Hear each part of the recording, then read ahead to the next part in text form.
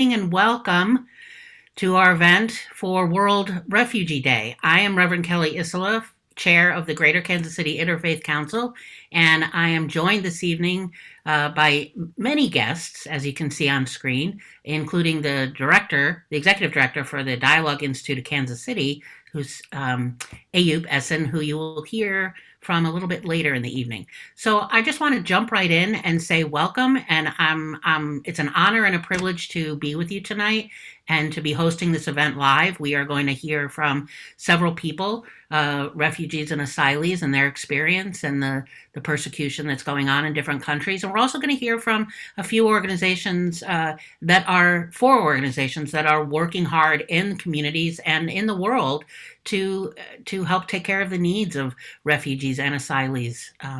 But before we launch into our guests, we have some. I'm really just excited, and I got to learn a little bit about some of our speakers, and was really quite moved just by reading bios, which I get to use to introduce people. But I want to tell you, just take a very short time to tell you about the Dialogue Institute of Kansas City. It is the foundation for the Dialogue Institute is born out of the Gulen movement, and so it's absolutely, which is named after Fethullah Gulen, who is an activist, is an imam, is a philosopher, a poet, a brilliant thinker, a thought leader. He totally embodies be the change that you want to see in the world, and Turkish Muslim scholar. And so the Dialogue Institute is committed to the values of justice and mercy and compassion and peace building and making the world a better place to be in, and to show how we each can contribute to making the world a better place, to making a world where everyone knows that they belong, which is what tonight is about, is that we all know that we all belong. World Refugee Day was designated, it's an international day designated by the United Nations to honor refugees around the globe. It falls each year on June 20th and celebrates the strength and the courage of people who have been forced to flee their home country, to escape conflict, to escape persecution. Right now, during the COVID-19 pandemic and the recent anti-racism protests have shown us really, if we didn't know before, desperately showing us how we need to fight for a more inclusive, just, and equal world, a world where no one is left behind. And it's never, at least to me, it's never been clearer than it is today that we all have a role to play to bring that change about. And we get to hear from people tonight that are doing just that. Know that each one of you that are listening, that are watching, whether you're watching live or later on, that everyone does make a difference. And that's what's at the heart of World Refugee Day and the campaign.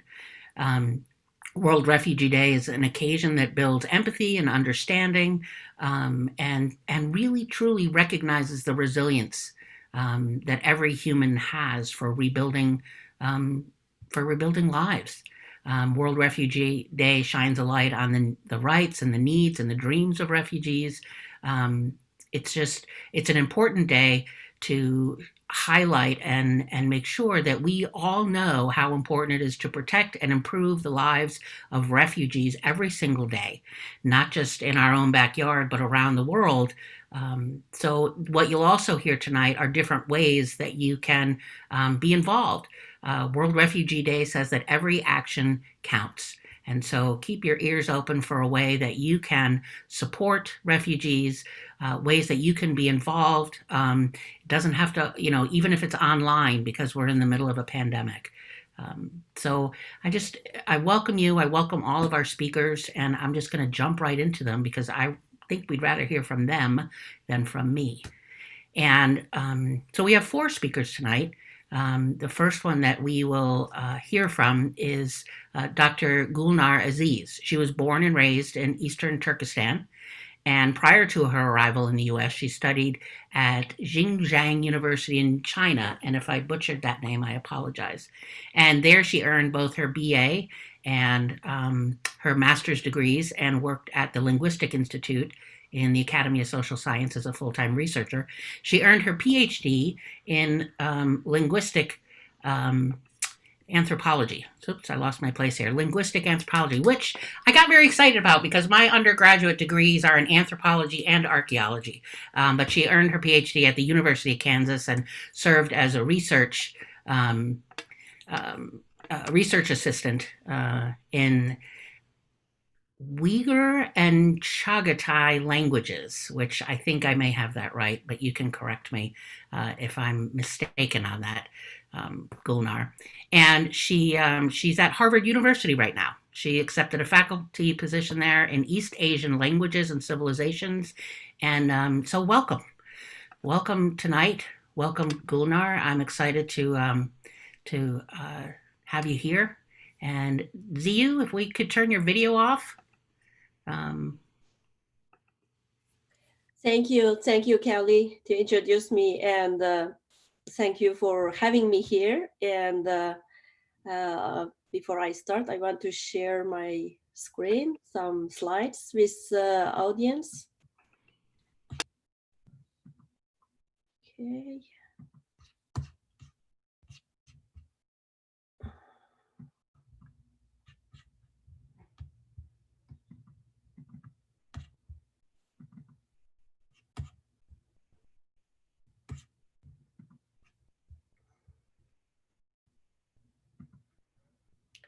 Thank you. Let's start from the who are the Uyghurs and where are they live first. And Uyghurs are the Turkic Muslim people who live in, mainly majority people live in so-called Xinjiang, but Eastern Turkestan.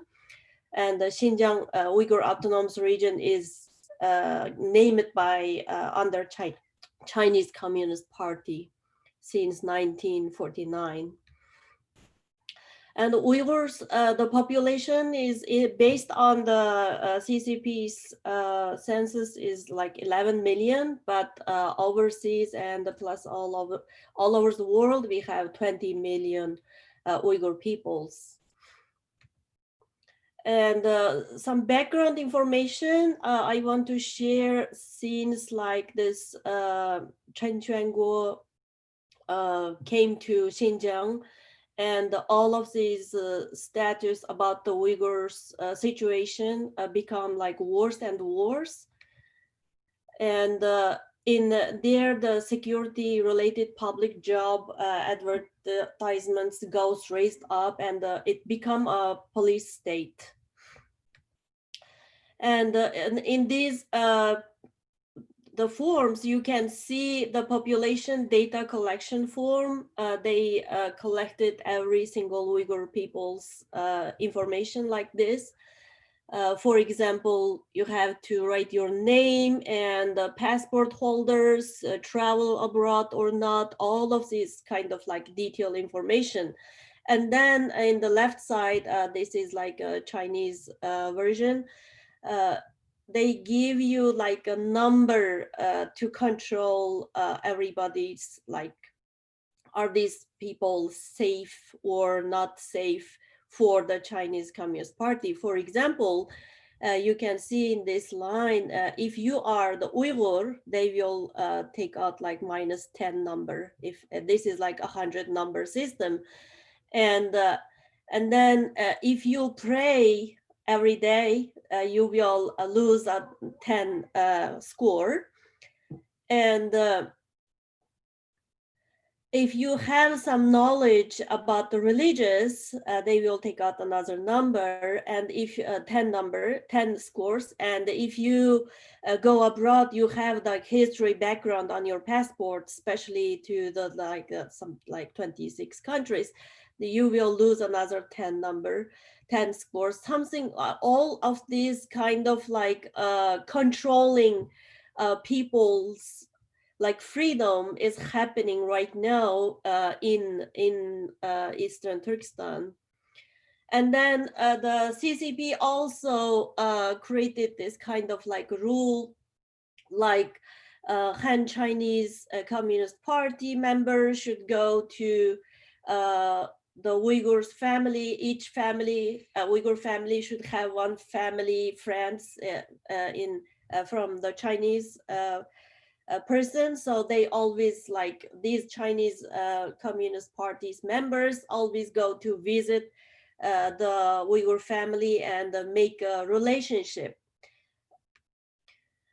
So if we based on the Article 2 of the Convention of the Prevention and the Punishment of the Crime of Genocide, the definition given as below, like one is killing membership of the group and the causing serious bodily or mental harm to members of the group, deliberately inflicting on the group condition of life calculated to bring about its physical destruction in whole or in part, imposing measures intended to prevent births within the group, and the forcibly transferring children of the group to another group.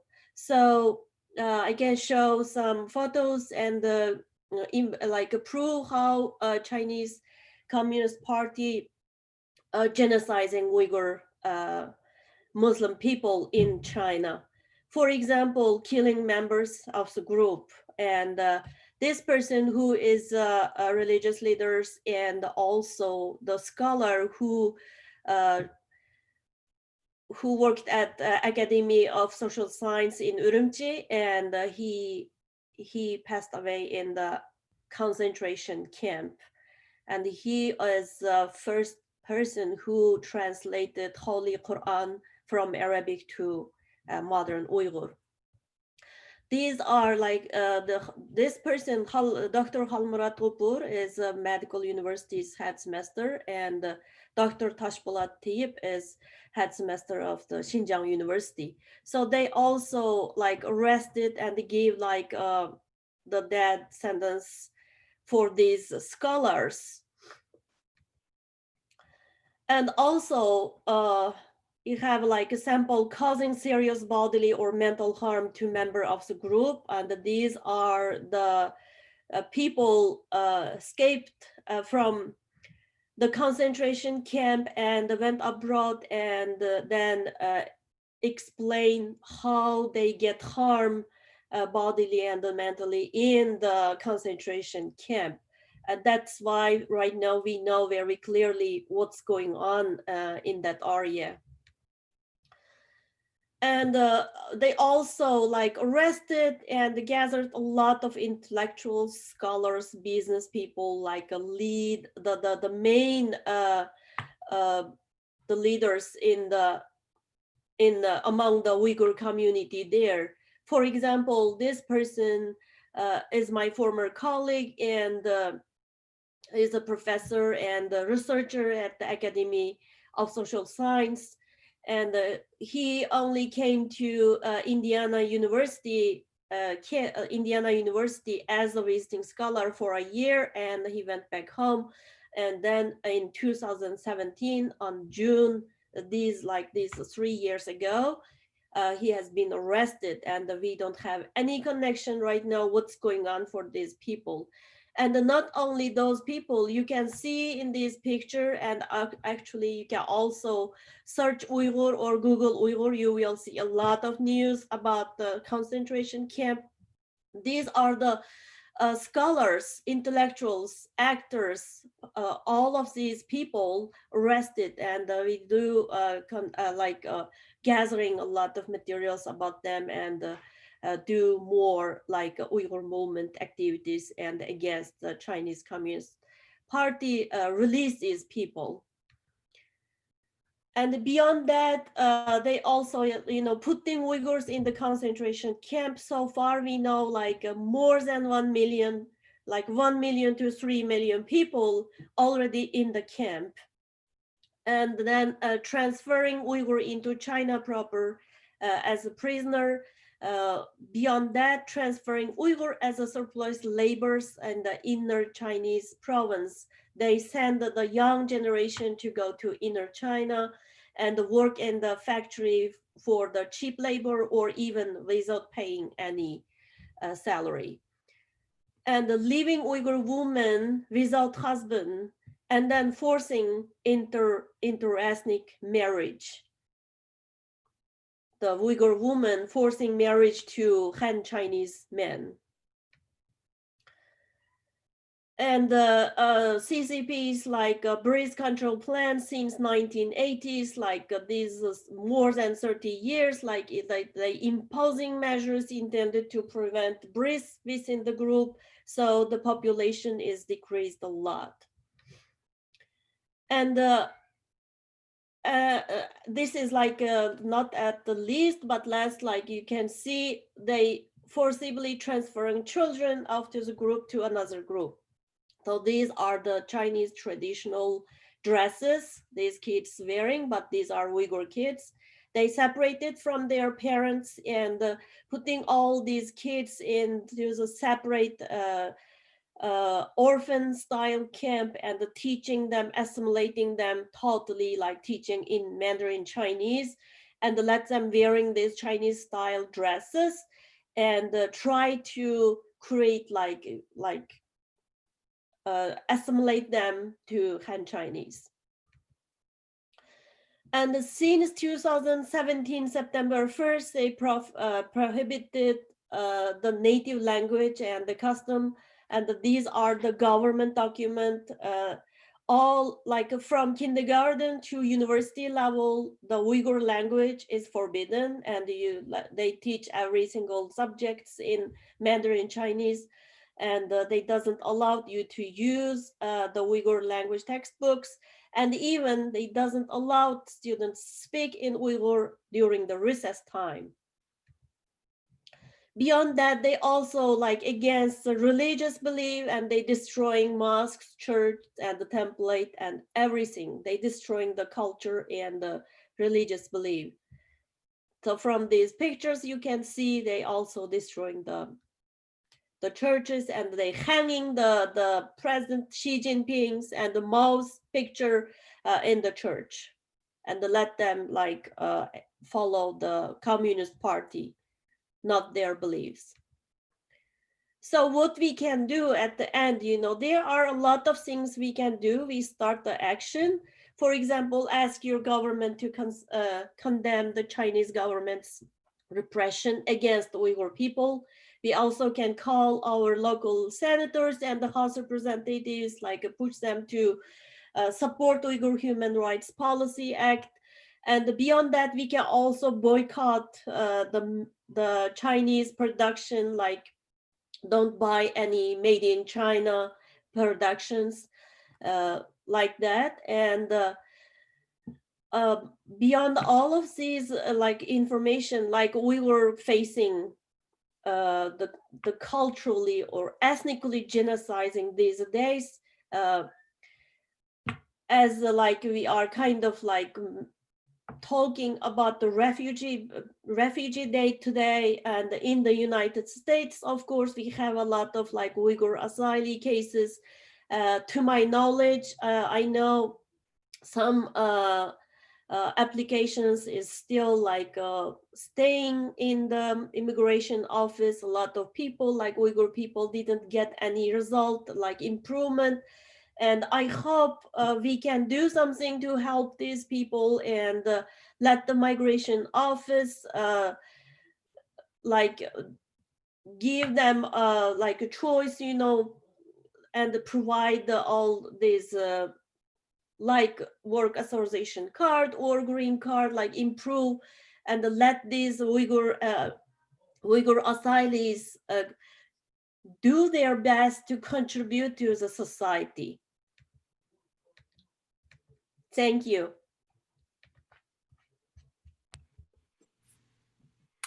Thank you very much. I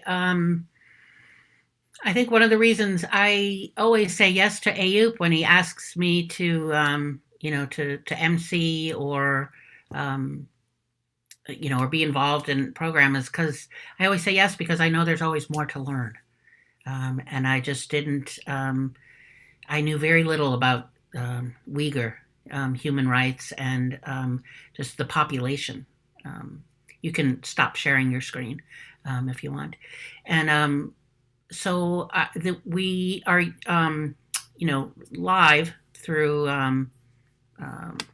YouTube, Gulnar, and so there may be questions that come later. So I just thank you very much I didn't know I could have listened for a whole lot longer.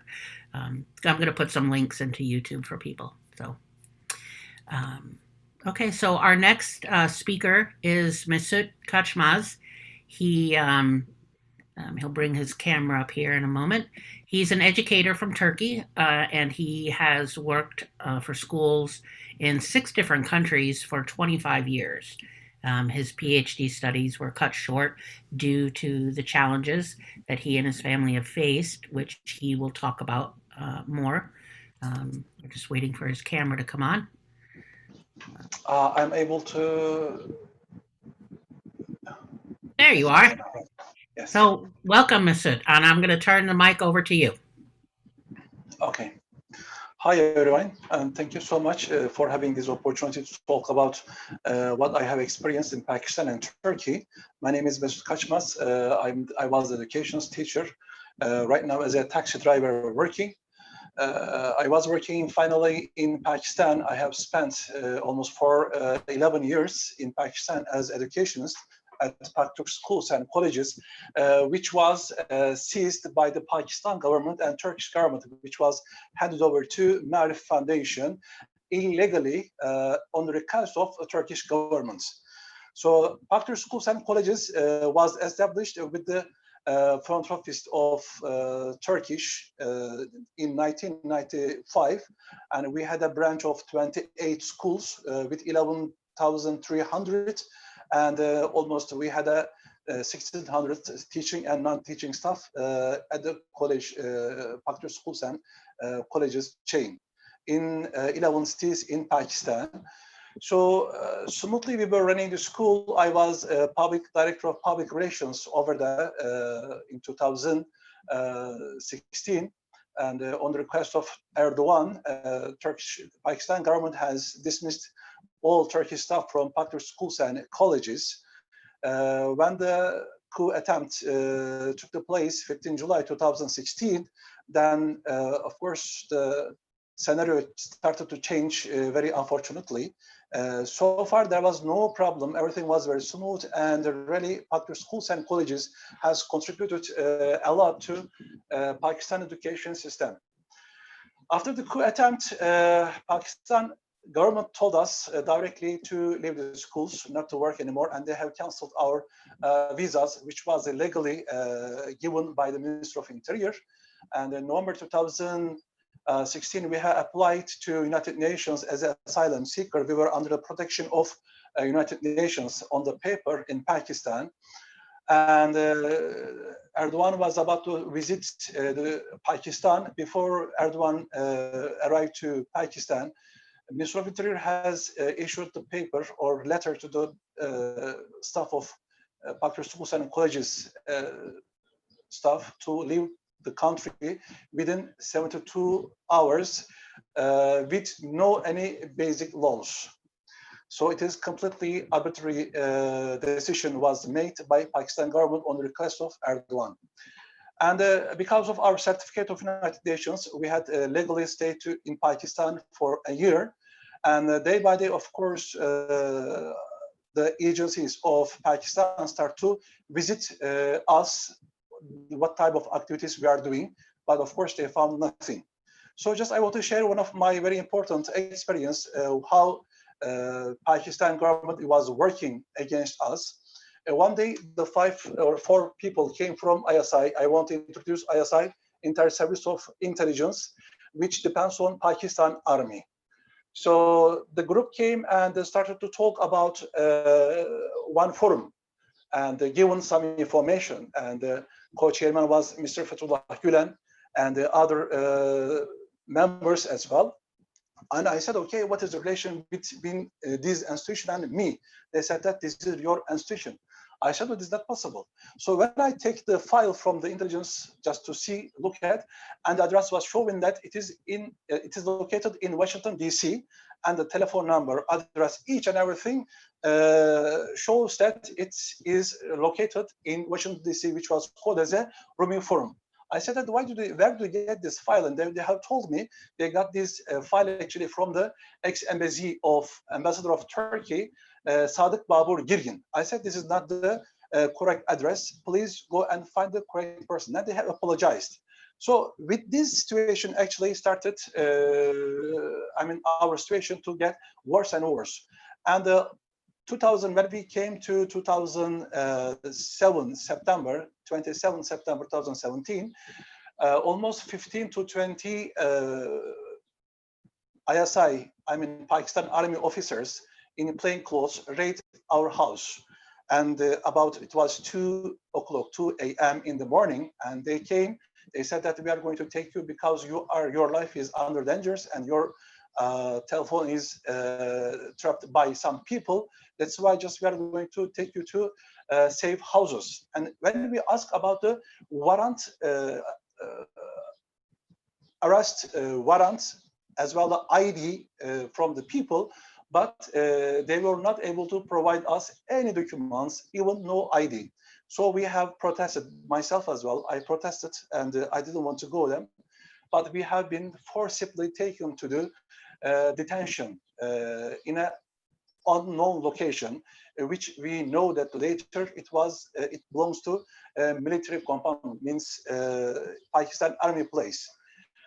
So when we reached over there, we have seen that it was like a mess. The mess name was Amir Shahid mess, and the place was not ready for us because when we reached over there, there was a clock, 3 clocks on the wall, which is written ISI. When we asked the people, what is that place, and ISI as well, then immediately I have collected the clocks that they said that you shouldn't see those things. This is not the place as you see over here. This is not the things, etc. They try to explain what's the situation, but they have kidnapped us from our house by torturing, despite we have protested. And we said that if you want us to go to police station or other places, we are ready. If you can show us any document, any arrest warrant or etc., we are ready. We are not going to protest. But at midnight, coming to the house, a raid, and then torturing and beating my wife, my daughters. My daughters, they were minor. They were 15, other one was 70 years old. Anyway, we had no option actually by torturing even. We have been taken to the detention and we have been kept in unknown location for 17 days over there. For 17 days, we have been really tortured a lot, and we have requested to speak our lawyer. They prevented, they didn't allow us to talk, and we have requested again to see our friends or to speak, at least to give some information, but they said that this is not going to be acceptable because this is the request of Erdogan regime in Turkey. So after the 17 days, they said that of course, so far there are so much details. I don't want to take so much time because just my time is only 10 minutes. They said that your file, we have checked your file in the police record. It is clear. Still, my file and my family members' names are clear in the police record that we have not committed any crime. According to international law, if there is any situation like that, on the request of Turkish government, we are supposed to be prosecuted in Lahore at the Lahore High Court. And if the court has seen that, yeah, you can deport, then we may be deported. But otherwise, it is not possible. So despite the Lahore High Court order not to deport me and my family, and our names have been sent to the exit control list to the airport as well, we have been deported illegally from Pakistan to Turkey by Pakistan Army. So we have been kidnapped, unfortunately, by the officers of Pakistan Army. So when we reached to Turkey, and of course during the plane, I have been tortured a lot. I'm sorry to say that. Very miserable situation. So I have been threatened to rape my wife and my daughters in front of my eyes in the plane if I don't accept their prepared fake testimony. So when we reached to Istanbul, they have separated us. They have taken me a separate room, and my wife and my minors was put in separate detention center at the airport. And then I was taken to the hospital for health report, and the doctor has seen that there are some torture sign over there, and they didn't give me, unfortunately, report regarding torture. They have given the fully healthy report to the police. And 3 days, I have been detained in the police station. And they have very openly told me, if you do not accept that you are the member of terror organization, so you know what we are going to do about my family members, as I mentioned. So they put fake testimony. I had to sign this fake testimony. And when our first case started with the 37th assize court, I have explained each and everything.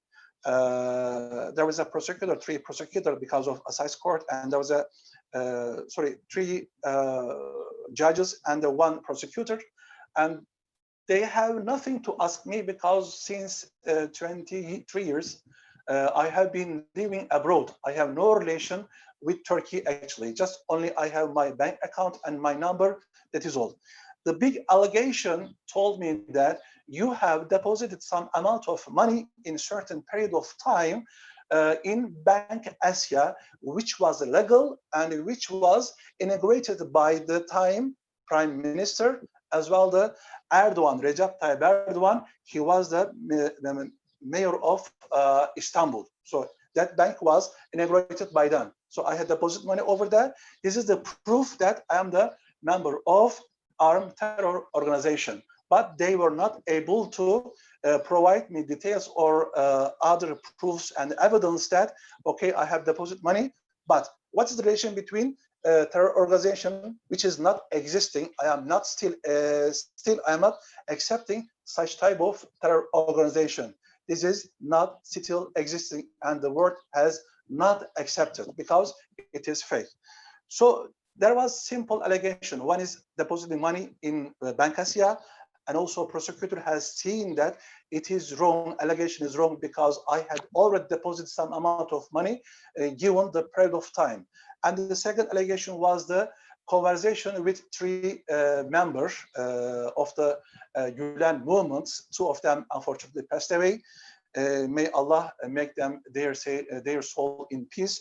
And one of them is still working or abroad. So I have told them, okay, what I have talked or what is, details about this conversation. They said that there is nothing on the paper. There is a date, time, and that is all. There is no other details, and they have not given other even evidence about what we have discussed about these people. This is 2 very important allegations. And there was another third one, allegation that I have deposited very small amount of money in Eid Solidarity Association to help the people. These are the, can you imagine, these are the actually evidence and the proof being as a member of terror organization, armed terror organization. So we were under the protection of United Nations, as you know, and one of my friends has applied to United Nations Arbitration Working Group about us. He had applied, and they have found that there is Pakistan, especially Pakistan government, was responsible about our violation of our rights, as well the Turkish government is responsible violation of our rights. So they have advised strongly to release us from the Turkish government. So my wife was very interesting. They had no any warrant or any case about her. So when we reached to Istanbul, 16th of November 2017, her case started that time. Even though, despite it is written on the paper, the prosecutor, chief public prosecutor, has not found yet enough evidence and proof about my wife, but there is existing of strong suspicion of guilt. There is a structure like that. There is a word and there is a sentence like that. There is no proof, there is no evidence, but there is a allegation of strong suspicion of guilt about her. She was unfortunately arrested and jailed for 7 months in a solitary confinement, and 26th of April 2018, the court has released her till next hearing, and I was jailed for 9 months. After United Nations application filed, the Arbitrary Detention Working Group has seen the file, and they have suggested to Turkish government to release us immediately, as I told you. 25th May 2018, they have released the paper, and our case was 3rd July 2018, and 3rd July 2018, the court has released me. And they have told me, we have one good news for you and one bad news for you. I have told them, just start with the bad news. They said that 6 years, 3 months, both of you sentenced for jail. I said, for what cause? For what cause? 6 years, 3 months, for what cause? And the second, they have told me, we are going to release right now, release you right now. If I am guilty, why are you releasing me? If I am not guilty, why did you kidnap? They have sent me a special business class jet from Turkey to Pakistan, which was unmarked. Normally, internationally flying association rule, it is forbidden. An unmarked flight object cannot fly from one destination to another destination.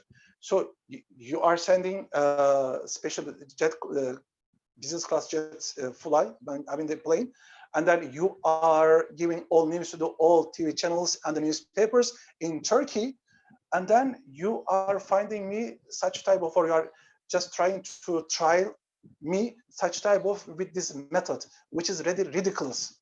So of course over that we were not able to tell, we were not able to say anything. Just we have left the court over there. And of course we have seen the situation about us, me and my family. It will be very, very difficult and worse and worse. And we have actually decided to leave the country. This is as Kaçmaz family, what we have practiced and experienced actually from Pakistan to Turkey, very long journey. And there are many things to actually share details, and because of the limitation of the time, just I want to share very short like that. And I want to thank you so much to give this opportunity to tell my story over here. Well, thank you, Masood. I can speak for me and probably others watching that I'm holding you and your family in my prayers, and I can't even begin to know. So I thank you very much for sharing what you were able to share. And thank you. Thank you. Our next guest is Yolani Garcia, and she is an immigrant she's from Honduras. She and her 5 children live in Kansas City, Kansas.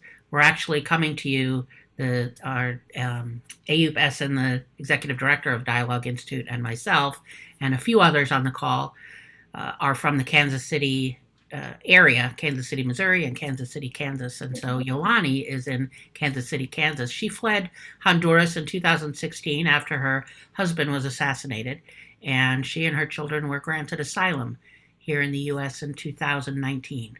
So welcome, Yolani. Thank you.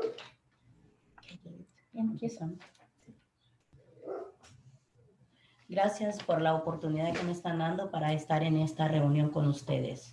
Thank you very much for the opportunity to be in this meeting with you. Les voy a contar un poco de la historia que yo tengo, que viví en mi país. Es muy grande, no es corta, pero voy a contar lo poco que pueda. I'm going to tell you a little bit about the story I have from my country. It's actually a very long story, but I'll just try to make it as brief as possible. Cuando estaba en Honduras, vengo de familia muy pobre. Soy una mujer de 6 hijos. Soy madre soltera este tiempo. Okay, I come from a very poor family. I was one of 6 children. Trabajaba con el reciclaje con el padre de mis hijos, pero debido a la impunidad que se vive en mi país, él fue asesinado. My husband and I worked in recycling. We had a recycling business, but because of all the impunity that exists in my country, my husband was assassinated. Fue muy difícil para nosotros porque fue enfrente de nuestra casa en el momento que regresaba de la reunión de un grupo campesino que teníamos donde trabajábamos con Berta Cáceres. So it was really hard for us because my husband was killed in front of us, in front of our house. And he was coming back from a meeting of poor farmers, campesinos in Spanish, who were part of a struggle that involved a very famous indigenous environmental leader, Berta Cáceres. Para mí estar contando esto me recuerda muchas cosas y es algo que no se puede olvidar, vive un trauma muy grande uno. We suffered this is something, of course, you can't forget. My family lived through a very terrible trauma. Debido al problema cuando él fue asesinado enfrente de nuestra casa, nosotros tuvimos que huir porque recibimos muchas amenazas de parte de personas que realmente nosotros nunca conocimos en llamadas telefónicas. Y debido a eso tuvimos que huir del lugar donde vivíamos. After the killing of my husband, we had to flee because we started receiving threats by telephone from people we didn't even know who were threatening our lives. ¿Quieres decir por qué estaban amenazando? Sí, ahorita. Después de que él fue asesinado, recibimos esas llamadas telefónicas y nos dijeron que me dijeron a mí que si yo seguía dándole información a la policía o a cualquier otra persona, así como lo habían dejado a él de su rostro, así me iban a dejar a mí de esa figura a mi cara. So the reason we had to flee was because we were getting threats from the killers who told us that if we talked to the police, if we identified their face, that the same thing would happen to her as happened to her husband. Es algo muy difícil que uno vive cuando uno no lo espera, porque tal vez uno en su país no tiene una vida bien feliz como rico, pero vive su vida feliz, en un momento se la terminan a uno. It's really hard when, like you're going along with your life and all of a sudden they killed him and it changed everything. Él fue perseguido en el momento que salió de la reunión del grupo campesino de Copín, cuando fue asesinado. He was assassinated after he left a meeting of the organization called Copin. He was at a meeting there. Nosotros sabemos que todo esto previno por pleito de las tierras. No éramos pocas las familias, éramos muchas. Estábamos en la lucha de las tierras, pero ya habíamos recibido muchas amenazas de parte de varias personas como el alcalde. The struggle we were involved in was a struggle over land of poor people who were fighting to have a little bit of land.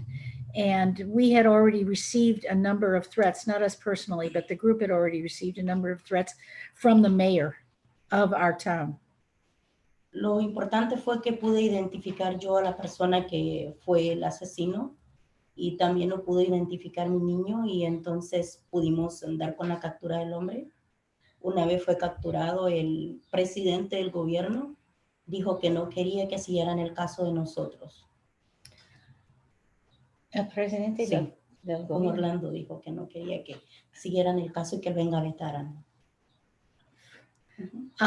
Okay, so we identified the killer, and he was arrested, and él fue Que no una mara, siguieran, no? Sí, que no siguieran investigando el caso de nosotros. And so once they captured him, the government, the president actually ordered that the assassination investigation be stopped. And so they didn't go after the intellectual authors of the crime. They were satisfied just to pick up the gang member who had actually done the killing. Después de haber pasado eso, yo fui a declarar al Poder Judicial.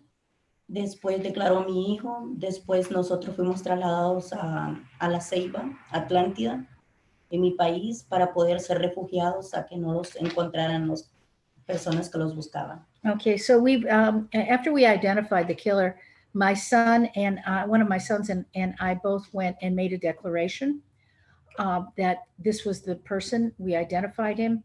And then the police took us to another part of the country where we would be safe. Estuvimos en 4 lugares de nuestro país, nosotros escondiéndolos porque los rastreaban por nuestro teléfono y entonces nosotros teníamos mucho miedo. Incluso tenemos mucho miedo todavía hasta este tiempo. We ended up moving to 4 different places around Honduras, in the country of Honduras, because we kept getting threats. Their identity was not protected, even though the government said they were going to protect them as protected witnesses. And so they moved around the country, but they were very, very frightened. And they are still frightened today because they still receive threats. ¿Qué personas los perseguían? Nosotros no sabemos, solamente sabemos que son pandillas de la MS pagadas por el alcalde porque él estaba peleando las tierras. Entonces a nosotros los buscaron en todos lados, entonces yo decidí de migrar hacia Estados Unidos para asegurar la vida mía y de mis hijos. So we don't know exactly who is threatening us, but we know that they're from MS-13, the gang MS-13. And they have something to do with the mayor. The mayor was stealing the land of these poor peasants. And with all of those threats, I finally decided that we had to get out of there. And so that's why we decided to come to the United States. Después de todo esto, he enfrentado una vida muy difícil para mí, para mis hijos. De emigrar es muy difícil venir uno en el camino. No sabe con qué tipo de persona va a pegarse. No sabe qué le va a pasar en el camino. Uno teme por la seguridad de sus hijos cuando viene de migrando. And yet, after we decided that we were going to leave, we still faced a lot of fear and a lot of risk. You don't know who to trust along the way. When you have children with you, it's a huge responsibility to try to protect them in coming to the United States. Let me just add, that there is no refugee status for people in Latin America unless you're Cuban. You have to come and present yourself to the United States across the border. In other words, you have to cross the border either at a bridge or illegally and ask for asylum, because there's no way you can become a refugee if you come from just about every country in Latin America. It's different from people who are coming from other parts of the world. Sigue. Cuando emigramos y veníamos en el camino, nunca esperábamos que íbamos a pasar por las manos de los Zetas. Pasamos en las manos de los Zetas en unos solares baldíos, casas solas, llenas de monte. Y cuando llegué yo a ese lugar, yo sentía más miedo del que traía de mi país. Pero dije, ahora tengo que enfrentarlo. Voy a ver hasta dónde llegamos. Okay, as we passed through Mexico, there was a lot. We had a lot of fear. We had to pass through the zones controlled by the Zetas, and we were staying in, hidden houses. We were staying in various places in rural areas, and I actually was more afraid during that trip, but I had to confront it, and I had to protect my children. No dormíamos veníamos en el camino, eran momentos los que dormíamos porque nosotros tuvimos que pagar mucho dinero con un coyote que nos trajo. Yo hipotequé mi casa, la perdí, la casa en Honduras, no la recuperé porque no puedo trabajar mucho aquí, no tengo suficientes recursos, la perdí y entonces ahora yo enfrento muchas cosas difíciles acá. Okay. So it cost a lot of money to come here. We had to pay a guide, or it's known as a coyote. And I had to mortgage my house. I ended up losing my house, and in order to get here, and then getting here, I don't earn very much money. It's very hard to support my family. Lo que nunca voy a olvidar fueron 17 horas en un contenedor como ganado encerrada, sin tomar agua, sin dormir, tener que venir pendiente que si migración estaba adelante, nosotros teníamos que separarlo de la pared del contenedor. One thing I'm never going to forget is the 17 hours we spent inside a container truck traveling with no water, with no food, with no bathroom. and smashed up against the side of the truck so that we could try to stay stable. Mientras pasamos eso, después el Señor los compró la comida, nos dijo va a estar bien todo, pero no esperábamos la persecución más adelante, los agarró un retén de inmigración en México. Tuvo que pagar 30,000 pesos mexicanos para sacarlo. Okay, and after that, they gave us some food, and they said, "Oh, everything's going to be okay." But then we were detained, and we had to pay how much? ¿Cuánto? 30,000. We had to pay 30,000 pesos in order to. Basically, we were kidnapped by the police, and we had to pay 30,000 pesos in order to get out. Después de eso, que ya pasamos ese retén, que los dejaron ir, seguimos caminando en autos por montañas, ratos caminando, ratos en auto, y así pasamos el tiempo hasta que llegamos a Matamoros. Okay, and so after that, we went in car. Basically, we traveled in cars, and we went through mountains, and we traveled a long time until we got to Matamoros. Sí, es muy larga la historia, pero lo único que les voy a contar más de último es esto. Cuando me agarraron al otro lado del río, me metieron a las hieleras de un auto del Burro Patrol. Después me llevaron a unas hieleras donde fui a dormir con mis hijos a unos muros de cemento, que es la cama que tienen ahí, con toda mi ropa que me la quitaron y me dieron una ropa de unas 3XL, no sé cuánto, sin una ropa interior, sin nada de todo eso, solamente una camisa, un pantalón, y ahí estaba así. Okay, and Con un sándwich. I'm almost out of time, but the only other thing I want to tell you is when I crossed the river, and they waded across the Rio Grande River. Her youngest child, by the way, at the time was 4 years old, and Steven tenía 4 años o 5. Sí, 4. 4. Yeah, and so they turned themselves in to the Border Patrol, and the Border Patrol put them in a car which with the air conditioner turned way up. Remember, they were all wet, and then they put them in a holding cell called an ice box. That's what all the immigrants call it, because they keep the temperature so low to freeze them out. They gave her a change of clothes they gave her a XXX size or something like that, and one sandwich. Oh, ¿qué más? Okay. No, es bueno. Sí, pero me faltó decirle lo último que ahora estoy enfrentando, que es el idioma. Cuando uno viene a otro país que no sabe el idioma, es muy difícil generar dinero para pagar los documentos que tiene que arreglar cuando está aplicando para un asilo. Ahorita yo lo tengo enfrente para el mes que viene, el 12 de julio, y son más de $8,000 que yo no sé de dónde los voy a sacar los $8,000, pero tengo que pagarlos porque ya estoy muy adentro y no puedo perder ese derecho que he conseguido aquí con esta hermosa mujer. De parte de ella y de su organización, ella me ha dado su mano, y Karen Spring, que es una mujer que trabaja para derechos humanos en Honduras. Yo estoy agradecida con ellas y yo de verdad les agradezco por todo su apoyo que me han dado ellos. Gracias. Espero me disculpen por si les agarré un poquito de tiempo. The only other thing I'm going to say is that some of the challenges I face here are, first off, the language. I don't speak English, and the other thing is the amount of money you have to pay in order to regularize your status. They got their asylum a year ago on July 12th. And now in order to become permanent residents, they have to pay over $8,000. And she doesn't know where she's going to get the money in order to pay $8,000, but she wanted to say thank you to me and my organization for helping them, and also to Karen Spring, who is the Honduras Solidarity Network coordinator, who lives in Honduras, who helped them a great deal. And thanks for, sorry to go over the time. That's okay, Yolani. I had to stop crying because I had to come on screen. But your story, I think.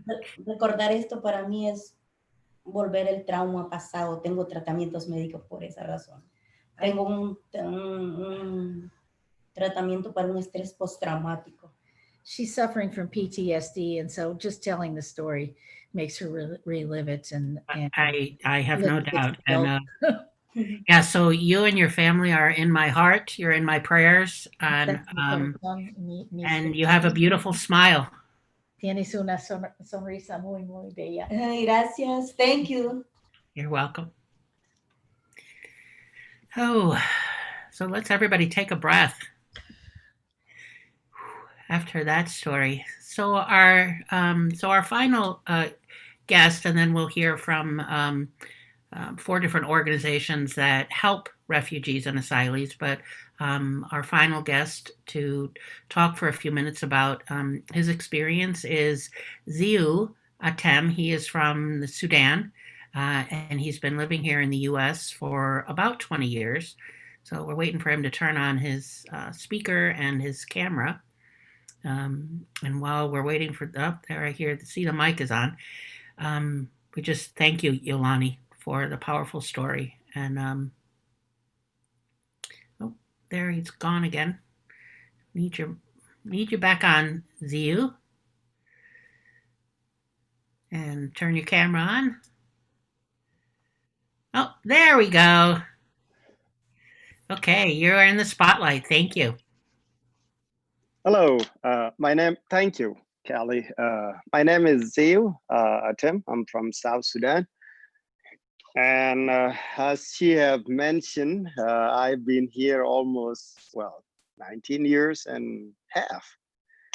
So I came to America December 19, 2000. And I've been living here for, I moved to Kansas City, Missouri, back in 2000, July 5, 2005. So I've been here in Kansas City, Missouri for almost 15 years. And before I came to America, there was Sudan. And today we have 2 countries. We have the South Sudan and we have Sudan, which on my passport or pass card ID is still says Sudan. I have not changed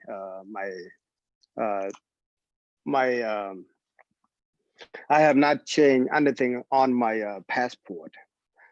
And I came to America when I was 17. And I came as a group, as part of the group of Lost Boys. Now we are men, not Lost Boys anymore, or not boys anymore. With Sudan, it has split into 2. In 2011, South Sudan split from Sudan, and South Sudan became a country.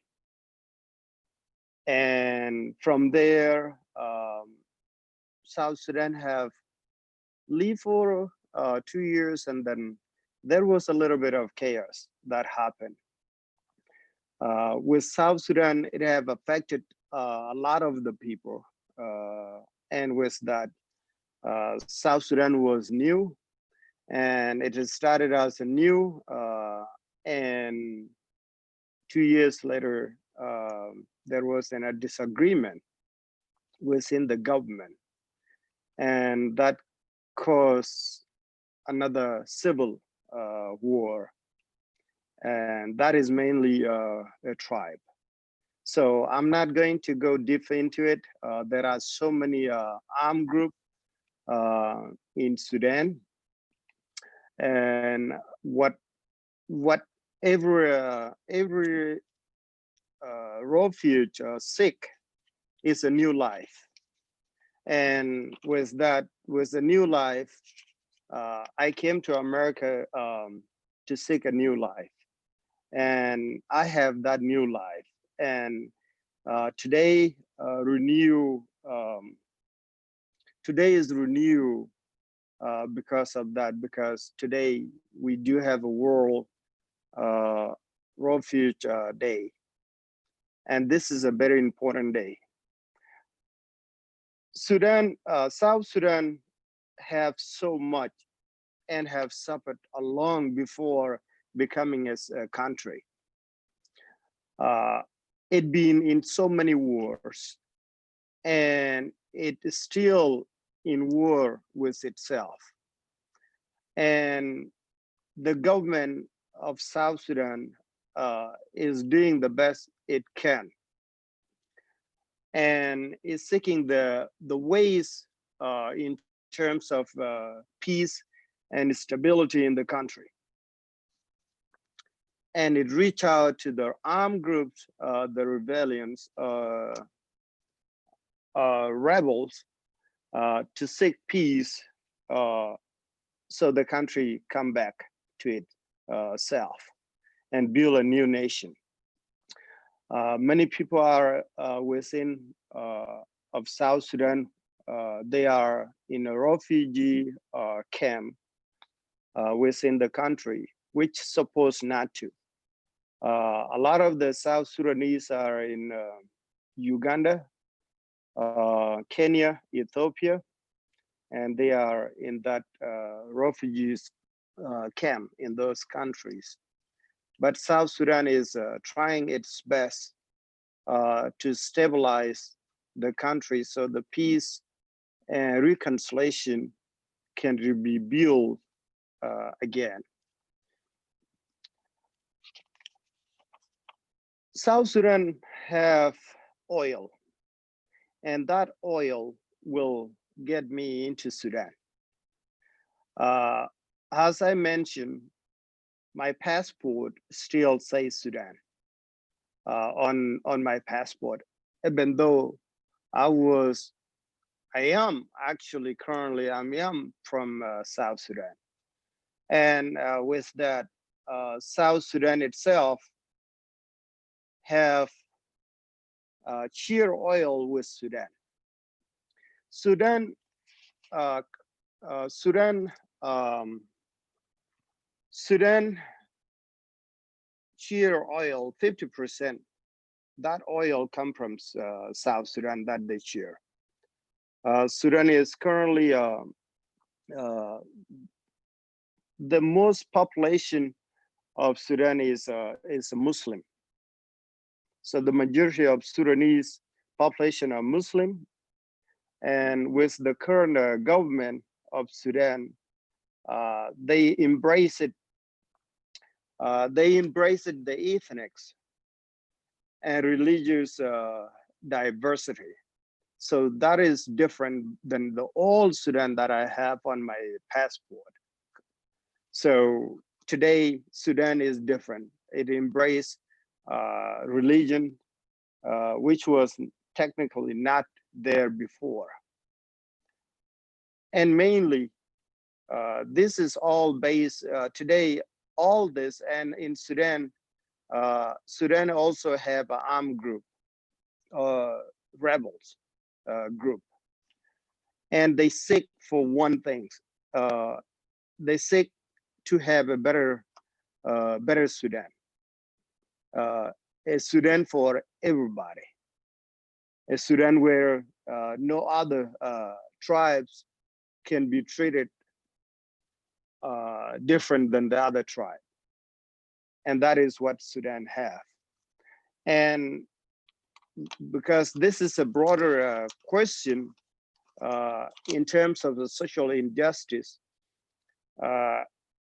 is so much different to talk about, because currently we do have so much going on, and that relate back to what we what we have here. Every country have their own social injustice in a ways, and justice itself is a subjective. And the people back home, or who I have known then, are totally different now, because so much have changed, and that change is coming into effect.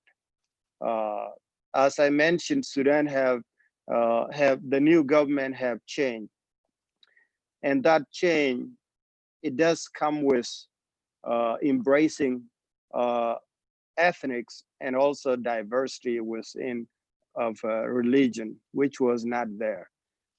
There was a Sharia law back then that very much affected the Christian people living in Sudan, but that has been embraced. So it is different. So Sudan have, I left Sudan in 1992, went to Kenya, July 1992, went to Kenya, lived there for almost 8.5 years before coming, and then came to America in December 2000. So the Sudan that I had known was totally different then than Sudan that is on the map today. There is so much people have suffered, and that suffering is always for the people that come or go to any country is to seek a renewed, is to seek a new life, and that new life is to a better life for family, a better future for the kids, and I believe Sudan will be better. Sudan have agriculture is very important in Sudan, though they share oil with the South, and that is a good thing. There is so much that both Sudan and South Sudan can overcome. Both of them, both Sudan and South Sudan, they share equally oil. They live same with, and they live together. Both have open, both government have open minded, where the people from the Sudan and South Sudan can travel freely, and that embrace hope with the current government of Sudan. What we have in Sudan now, in South Sudan, is different. There is a peace treaty signed between the rebel group, and those rebel groups are now in Juba. So the government itself is doing the best it can to have a peace and unity in the country. Back to the life I have lived in America is different. I came to America when I was young to seek a better future and to have a new hope, a hope that I will live not in fear, not in insecurity, and that hope I have lived in it for the last 19.5 years in America. Though in today, there is so much that is changing over time, and that is something that any of us as a refuge that seek a new life to come to America cannot have a say into it, because today what we have in America, there is three that is affecting America. It is a place we call home. It is a place we believe there is a greatness in this country. America is the greatest nation on earth, and also not only the greatest on earth, but also it is the country with the most educated people in the world. Because what that means,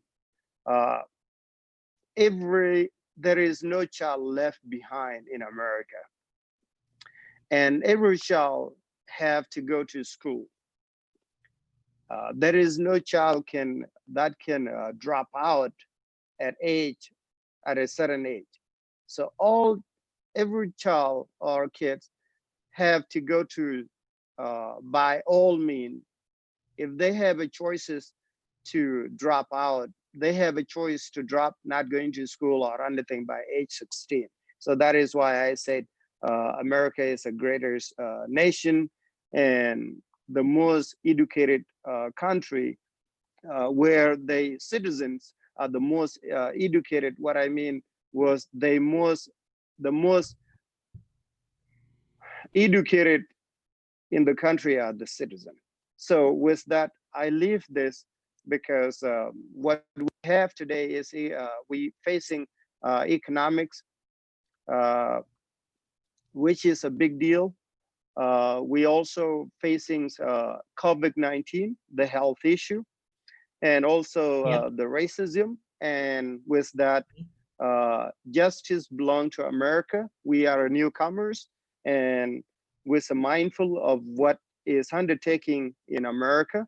So I believe America will embrace a better life, a better future, where everyone that's sick to come to America, like us, that have the opportunity to be in America, have no Hey, worry when we go out there. And with that, my time is out, yes, and I'm sorry. and thank you.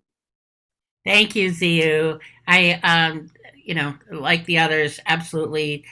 I'm a storyteller, so I enjoy the stories. So thank you very much for joining us. So I'm looking at our clock, and if you're watching, live online, just know that we will go a few minutes over because I want to make sure we hear from the organizations that help asylees and refugees. And so um, the first person we're going to talk with is Dr. Lopita Nath. She's the chair of the History Department and coordinator of the Asian Studies program at the University of the Incarnate Word. She's taught for over 31 years, which I'm sorry, but you don't look old enough to have been teaching for 31 years in the fields of Asian and world history, migration studies, refugee issues, human rights issues. She's authored several articles on Bhutanese refugees and is just been very busy in the world taking care of refugees. And she's the co director of CLO, Unity in Action, which is a refugee mentoring program in San Antonio. So, welcome, Dr. Nath. Thank you so much, Kelly, and thank you also to the Dialogue Institute of Kansas City. And I would like to add here that I have great friends at the Dialogue Institute in San Antonio, and I know they are watching today, but those friendships have benefited and enriched us so much. So without too much, I would like to go into this speech because we're running out of time. So as Kelly mentioned, that I am a professor, that's my day job. But in addition to that, I have been very passionate and working with refugees, and my own research and teaching extends to a lot of refugee work. And my personal research interest is on the Bhutanese refugees and the Bhutanese refugee resettlement in the United States. And I have had the good fortune to go and visit their camps in Nepal several times, which gives me a great perspective of both sides of the coin, as you can say. So San Antonio has been the preferred destination for refugees for a very long time. And we have refugees from all over, right? And they ebb and flow with the changing politics and the changing needs. But we have refugees from Asia, and right now we have a lot of refugees coming in from Burma, from Myanmar, from the Rohingya refugees. And we also had a big population of Bhutanese refugees at one point of time, and now that has stopped for the time being. Afghanistan, Middle East, other Middle Eastern countries, including, a little trickle in from Syria when it was opening up. and also, a lot of refugees from Africa. So we, as you can see, San Antonio, in addition to being a multicultural city, has had the opportunity of seeing a very different population group, a very, very diverse population group. So at the University of the Incarnate Word, as you know, it's run by the Sisters of Charity of the Incarnate Word. There have been a lot of tradition of helping with immigrants and migrant population. And so when I started teaching at this university, I found it very supportive of my work with the refugees. So I started a program where I taught a class called the Global Refugees, and the students, in addition to learning about the refugees in a classroom setting, was also going out and working with the refugee families, mentoring them. So this, we collaborated with a lot of community partners, including Catholic Charities, the Center for Refugee Services, and other communities around the city, which have always helped us in trying to, assist us in finding refugee families and helping the students and supporting them. So the Cielo Garden has been in existence since 2013, and it came out of a program that we had at the university, which was an interfaith program. And it's known as the Community Interfaith Education Literacy Opportunity Program. And this whole Cielo Unity in Action is committed to celebrating and welcoming new neighbors, whether they are refugees, immigrants, asylum seekers, to San Antonio, and by building a sustainable relationships to try and create opportunities for volunteering among the San Antonio community, so that we can develop a mentoring program, a social enterprise program, and also an urban farming. So the whole idea of the Cielo program is to deepen the knowledge and understanding and appreciation of these diverse communities that come to San Antonio, and so that we can kind of connect them with the San Antonio community who work and share the same space by enriching and fostering acceptance, and at the same time create this mutually benefiting volunteerism.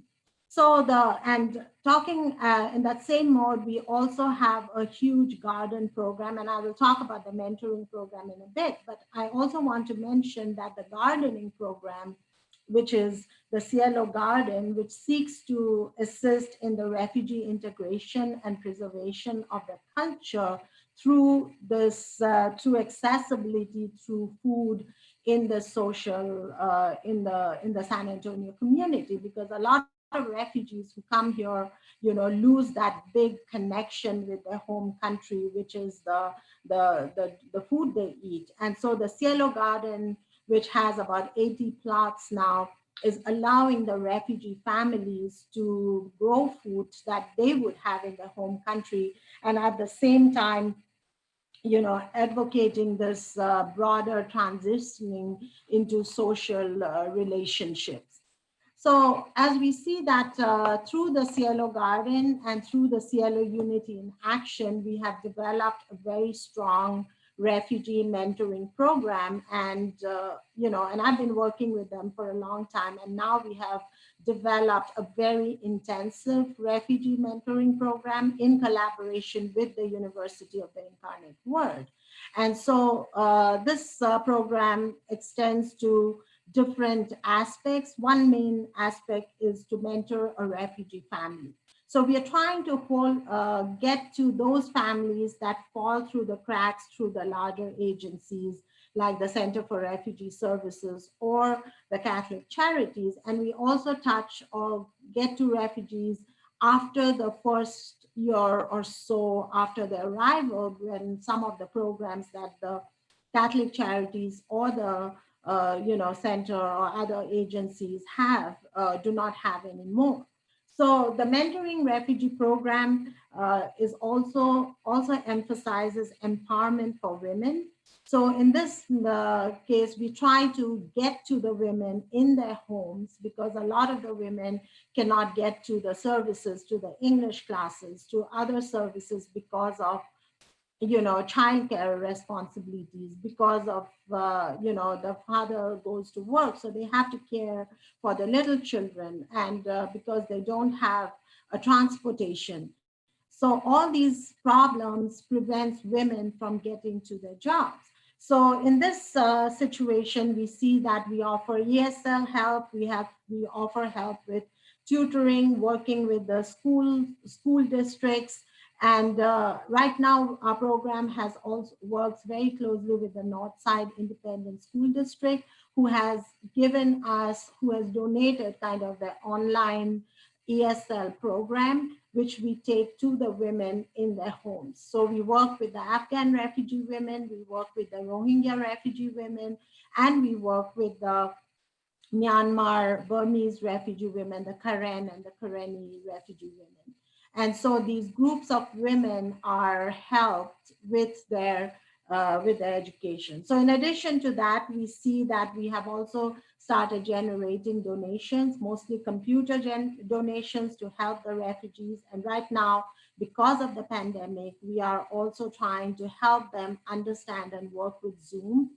So the San Antonio Housing Authority is helping create opportunities and give them Wi-Fi accessibility, so that the mothers can actually get on Zoom to do their online work. And the students of the Incarnate Word will become mentors to these online programs, because they cannot do that. So I think overall, whoever is listening in San Antonio, we really need your help. So please try and support us in this program. And thank you very much to the Dialogue Institute. I'll stop here. Thank you. I know we could go on and on for so long. I did put a link to the Cielo Garden in the YouTube chat. And so we'll make sure we put the Incarnate Word link in there too if you want. But I think through the garden link, we can also find people, if we're not in San Antonio, how do we replicate or do something similar wherever you are? So thank you. Thank you very much. Lupita, Nat, I just want to say special thanks to you for accepting to speak at this event in the very short notice. Thank you. Say hi to your son. I know you are going to go to pick Yes, him I up have now. to. Yeah. Thank you. Thank you so much. Thank you. So we'll go to, again, as I said before, Dr. Nat spoke, that we are going to go over a little bit. So, but I encourage you to stay on. Next, we're going to hear from Dr. Havsa Girdap, who's the executive director and the spokesperson for Advocates of Asylum Turkey. She does her PhD in women's and gender studies at Stony Brook University in New York. Her research area is human and women's rights in Muslim contexts. She's given a lot of speeches on human rights watch, women's rights at the UN General Assembly, the United Nations Commission on the Status of Women, the World Affairs Council Peace Conference, specifically about the ongoing human rights violations in Turkey, mostly focusing on women's experiences and enforced migration. So welcome this evening. Thank you. First of all, let me correct something. I'm not a doctor yet. I'm on the way, but hopefully soon. So Inshallah, right?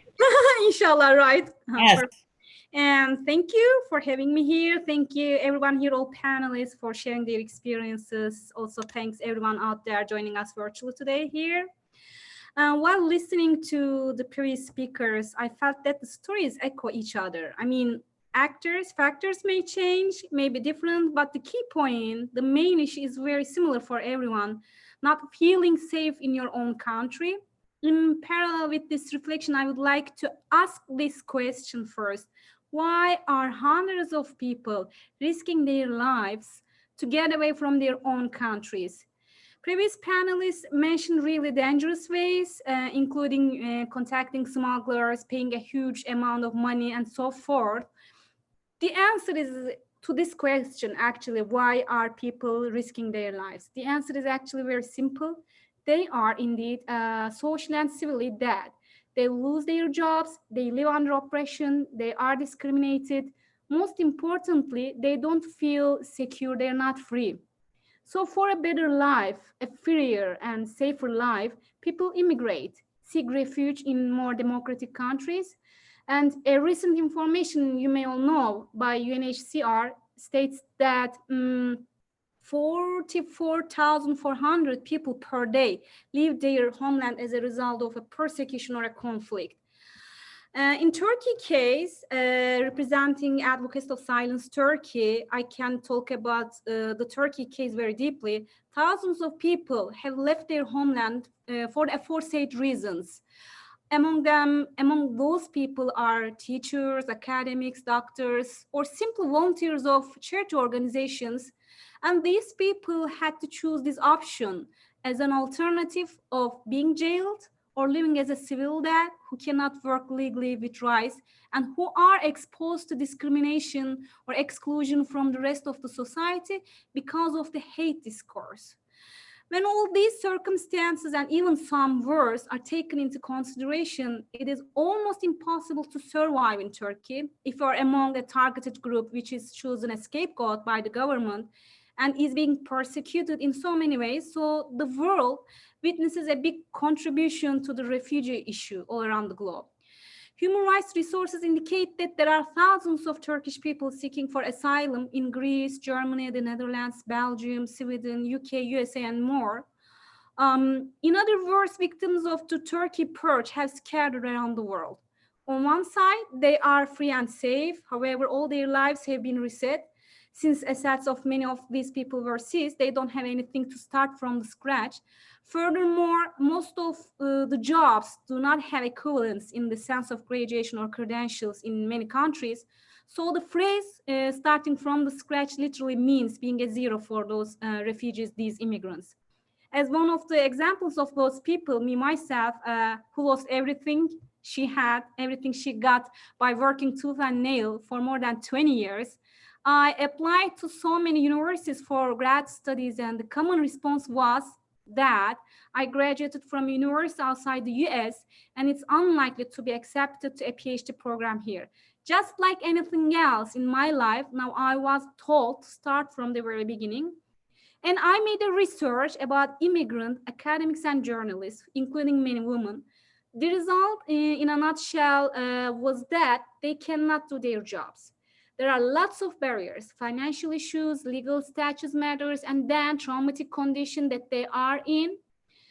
So shedding a light on what can be done part, I would like to touch on a remarkable issue I encountered within this research. The people I interviewed for this research still feel they have to be the voice of their colleagues back in Turkey who are either incarcerated or living fearfully with the possibility of a sudden arrest. Especially all of the journalist participants speak out through the medium of the social media or the websites or any other online journalism opportunities against oppression and human rights violations in Turkey. One of the participants manifested that whatever it takes, it is imperative that we speak out for jailed journalists.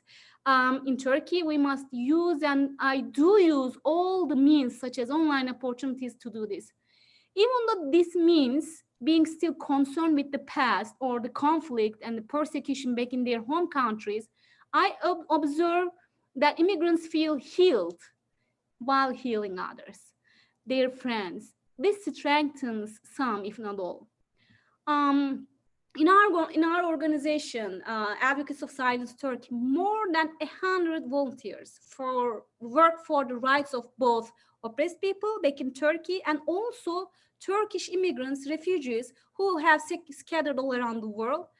Through different projects and working groups, we provide legal advisory, psychological support, help with submitting cases to the United Nations or other intergovernmental bodies, organizations. We prepare human rights reports and collaborate with many other international organizations in this regard. Among our basic principles is the idea of speaking out. What we do is to speak out, raise awareness, take action. We do so not only as AST staff or volunteers, but we also encourage people, persecuted people, to tell their stories through interviews, through documentaries that we prepare, through books that we archive. I mean, we let the world hear what's going on so that those people could get more support, could come together in terms of standing together. And we could have the opportunity to archive this persecution for official purposes, as well as for future lessons.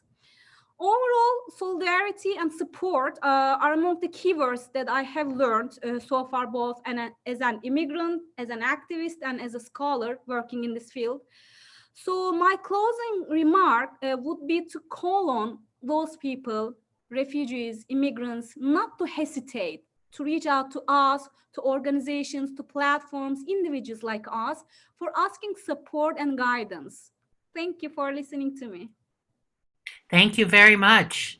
You have a fan club running through the chat stream on YouTube. Yes, for your inspirational leadership, for your unlimited energy and effort, and just a warrior of community engagement is what someone said. So thank you. She was a speaker at another event today, so thank you again for your time to join us. Of course, it's a pleasure. Thank you for having us as an organization. So our next organization is the Cross Border Network, and Judy Ansel is the president of that. Professionally, she's a labor educator and was director for the labor education program at UMKC, University of Missouri, Kansas City, for 29 years until she retired a couple years ago. She produces the Heartland Labor Forum on local radio station for Kansas City Community Radio, and she coordinates a team of volunteers to do the show. She's a labor educator at heart and prides herself on teaching people to question authority, especially at work, and to stand up for their rights. She's also active in the Missouri Jobs with Justice. So thank you, Judy. Well, thank you, Kelly. It's a pleasure to be part of this, and thanks to the Dialogue Institute for inviting us. The Cross Border Network is an organization that's existed basically since NAFTA went into effect, and we were formed in 1996 in order to counter the hatred against Mexicans that was occurring among working people in the United States who were blaming Mexicans for stealing their jobs. And we understood from the start that the situation was much more complicated, and that what globalization was doing was it was pitting Americans against people in other countries. And so we decided that we needed to do some people-to-people work and introduce workers to one another, and develop a program for labor rights and for human rights. And we have evolved over the years. One of the things that we discovered early on was that immigration and exploitation and globalization are all sides of the same coin. In other words, I'll just give you an example. When we would work with maquila workers in Mexico in the northern border, we would find that many of them who worked for the big corporations like General Motors or Ford had family in the United States because they couldn't survive on the low wages that were being paid to them. At that point, the minimum wage in Mexico was $5 a day. Today, it's $9 a day along the border. And you can't survive on that. And so you would send people to the United States to work and send home money, send back money. That's not only true for Mexicans, it's true for people all over the world, but particularly for people in Latin America. And so the Cross Border Network dedicates itself to try to uncover and unmask the connections between our foreign policy, globalization, the rules of globalization, and the issues of migration, particularly focusing on Mexico and Central America. And for the last 10 years, actually, we've been working in Honduras. And that's how I know Yolani, who spoke to you. And we take delegations to Honduras. And I want to share a report that we just did on the screen, if I can find it. Yeah, there it is, share. This is a report. Whoops, it's not sharing. What happened? Can you see it? Yes. Okay. You need to zoom in. It's showing up. Yeah, I need to move myself over. Here we go. Okay, this is a report. We actually just published this and printed a whole bunch of them just before the pandemic hit. And so I have about 300 copies of this in my car waiting for us to come out of isolation and be able to hold events. But you can find it on our webpage, which is crossbordernetwork.org. And we called it When Fleeing is Your Only Option, because forced migration is really a reality around the world and in the global economy. And the combination in Honduras with the so-called war on drugs, the fact that Honduras is a narco state ruled by gangs. You heard a story about one of those gangs tonight. The exploitation of the export factories, the clearing of people off the land in order to be able to make way for export crops like palm oil, all have contributed to making life impossible. And this is about a 24-page pamphlet. I'm going to just show you that there's lots of pictures. But you can go to crossbordernetwork.org and read it and understand that the migration problem is a much more complicated problem than it is portrayed to us. And the solution to the migration issue has to do with the solution to U.S. foreign policy, U.S. imperialism, and really changing the rules of the global economy so that people can afford to stay in their own countries and so that their countries provide them with human rights and democratic rights. So that's what the Cross Border Network does. We get involved. We're going to be having an event in July. You can get on our mailing list by going to by sending an email to info@crossbordernetwork.org.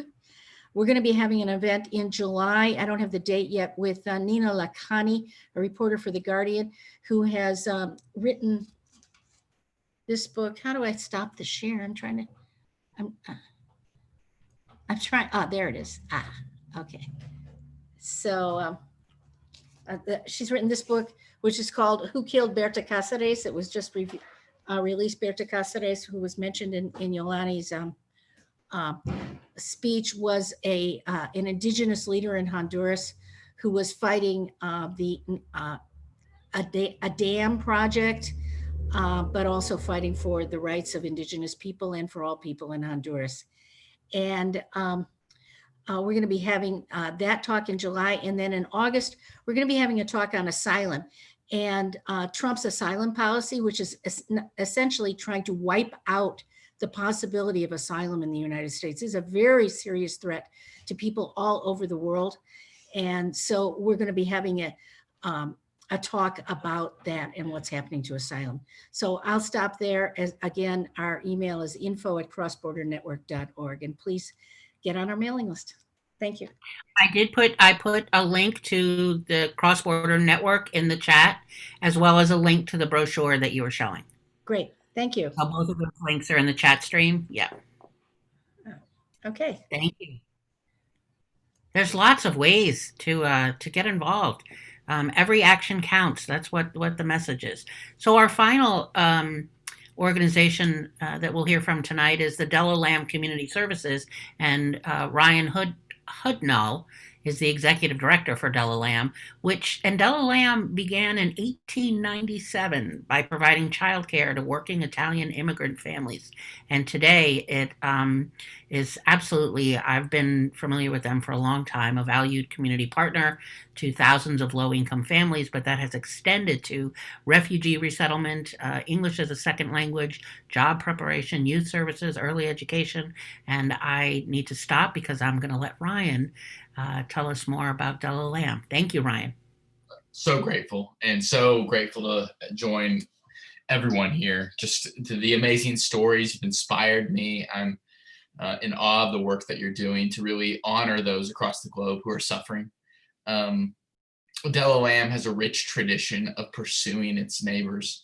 As we go back to 1897, and as we thought about the needs of Italian immigrant women in Kansas City, we launched early education. And that same heartbeat exists today as we think about those who are suffering in our city. We are one of 3 refugee resettlement agencies in Kansas City. There's 2 on the Missouri side. And our aspiration is to become and to shape Kansas City as one of the premier destinations for refugees in the world. We want to have a heartbeat that is ready to welcome and to love all that we receive. It's an amazing thought that we at Del Lam get to be the very first voices that welcome refugees to America and specifically to Kansas City. What an honor and what a gift that is. And so for all that has been endured, we get to be the ones that receive them. And so what a privilege and what a gift to be able to do that. In order to get to where we want to be, there's much work to do. This past 12 months has been an exceptionally difficult and uncertain time. As you know, policy has incredible impact. As we think about the changing policies, it's brought much uncertainty into the refugee resettlement. We've seen limitations on borders, a dropping cap, and then new mandates that required consent from county and state level executives.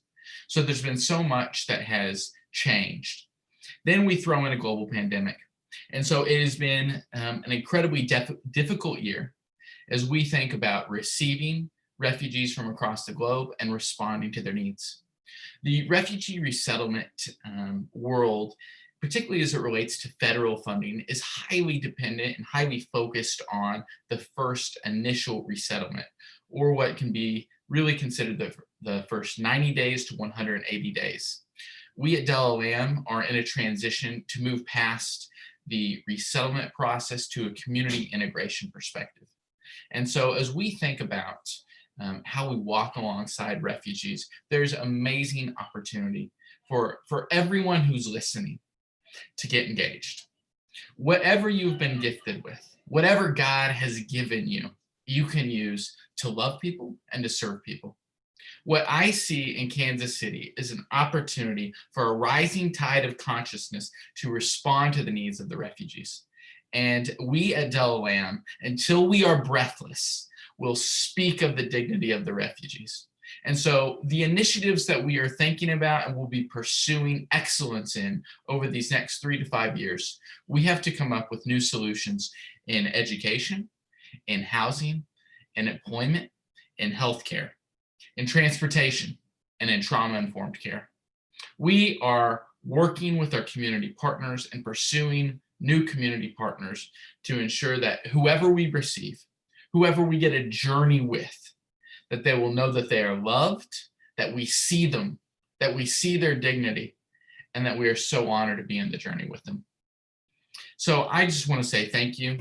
Thank you for all that you're doing across the globe to advocate for the dignity of others. For those in Kansas City, we love being able to share this journey with you and to walk with all that we get to receive.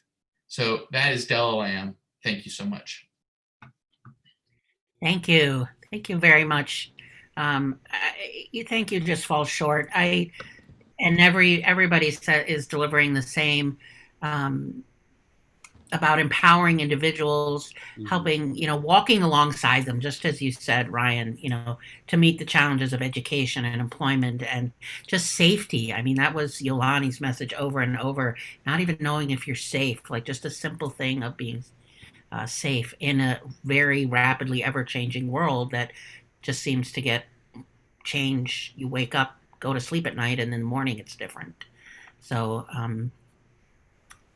thank you to you and to all of our guests, which if you would like to turn your cameras on, you can do that. We did have a couple questions that came in through the chat box.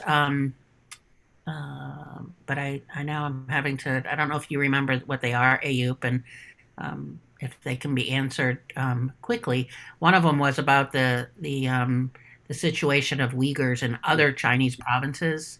Like someone was asking, how is the situation of Uyghurs in other Chinese provinces? So Gulnar, I don't know if you have a brief answer for that. I don't know if there is one. Yes, sure. Since like 1949, Chinese Communist Party occupied the Eastern Turkestan and then they call it like a Xinjiang Uyghur Autonomous Region, and they give like special like authority for the Uyghur and other Turkic like minority people there. But compare with other province in China, like Guangdong, Hubei, like in there, like many people really don't know who are the Uyghurs, and we don't really have like the relationship with people who live in inner China. We call inner China, which are these provinces except Tibet, Inner Mongolia, and the Xinjiang or East Turkestan. And then another thing is the education system, they teach history is not true in China about these among the Uyghur and other like minorities. And then the migration, the plan, I would say, the China had is like from mostly like 2000 and early. Also they want to move to west. If you look at the map, you can see they don't have choice move to east because it is an ocean, right? You can't really develop. And based on the population, they have like a lot of population. They always encourage people move to west. So if you stand in the Urumqi like train station, maybe for an hour, you will see how many like Han Chinese people carrying their luggage and come to our homeland. So in the like to like 1949, and they established like a Xinjiang Uyghur Autonomous Region. It was 1955. At the time, they said in that their legal document, the Han Chinese population wouldn't increase more than 2%. But right now it increased to 47%. Oh, And then the most of the majority like jobs like occupied by Han Chinese people, even you have like Uyghur and other minorities have like a similar education level. You have a diploma and you also passed like so-called like Chinese Mandarin Chinese language exam, oral proficiency test, everything. You don't have like equal choice to have right. like a job. So, and then of course, if you know, in the July 5th, 2009, we have like a huge like Urumqi conflict. And then all these things goes worse and worse. Every day we have conflict with the Chinese people. Of course, I did have a lot of like Chinese friends before I came to United States. And this issue is with the government, not with the people. And I still have some friends in China, but later on, this like bridge, like this issue comes again and again. It become like big and big, so it's become like a two like ethnic groups issue, not only like with the government issue.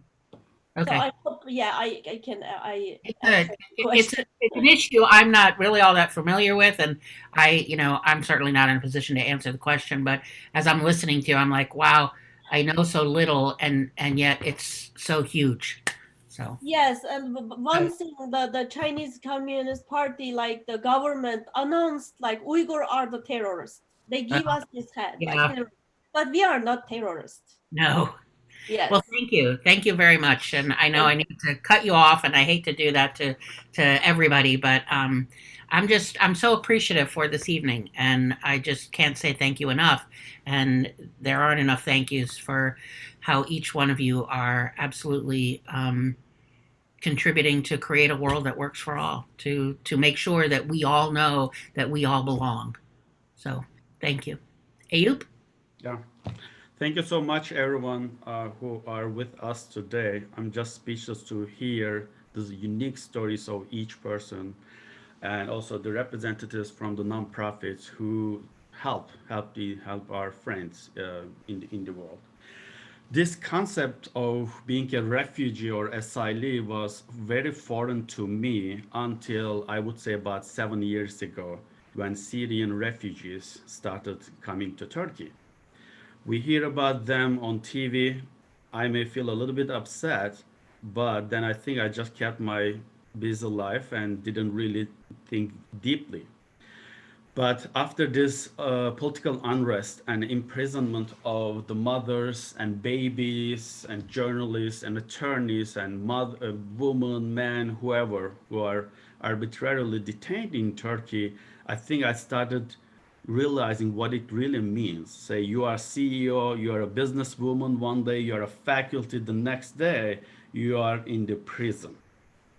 So I really have due respect to everyone, but also these presidents and spokespeople of these nonprofits, Dr. Hafsa Girdap, Dr. Lupita from San Antonio, Judy Ansel, and Ryan, you because of your work, simply speaking. And I hope one day I can have a big heart as big as your heart. Uh, sorry. To be able to do this work.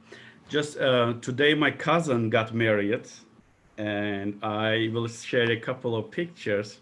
What I want to share is being a refugee means seeking refuge from evil thoughts and unkind words. Being a refugee means not being able to see your parents, your sisters, and relatives. Being a refugee means not being able to go to your sisters and cousins' wedding. And I'm gonna share my screen and a poem that I wrote about 6 years ago about refugees. After I got inspired by the Syrian refugees, especially a specific Syrian refugee family who lived in the parents where in the building where my parents live. And I'm gonna share it now. And I ask everyone, if possible, to join me to read this. I will share it just a second. Okay. As the famous quote says, no one leaves home unless home is the mouth of a shark. My name is Refugee 2. Please join me if you can. I know you don't care about what my name is, so I'm calling myself number 2. I never expect you to look up to me, but I hope that you will never look down on me. I never thought you will play with me, but I dreamed you wouldn't make fun of me. I'll always pray for a day we can have fun together and nobody will make fun of me. I was the businesswoman, I was the CEO, I was the teacher yesterday. Today you call me R2. Would you call me guest if I come to your country one day, as I am a human being and I have feelings? Would you share your food and tea with me instead of giving it or donating it to me? Would you invite me to your home for dinner instead of giving the leftovers to me? Yes, I am a refugee. I am seeking refuge from evil thoughts and unkind words.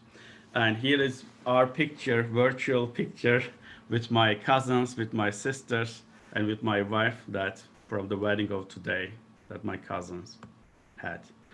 Thank you so much again. And I would like to also extend thanks to Raindrop Foundation, San Antonio, who is co-sponsoring this event, and Dr. Tech and Dr. Öztürk from San Antonio, and Dr.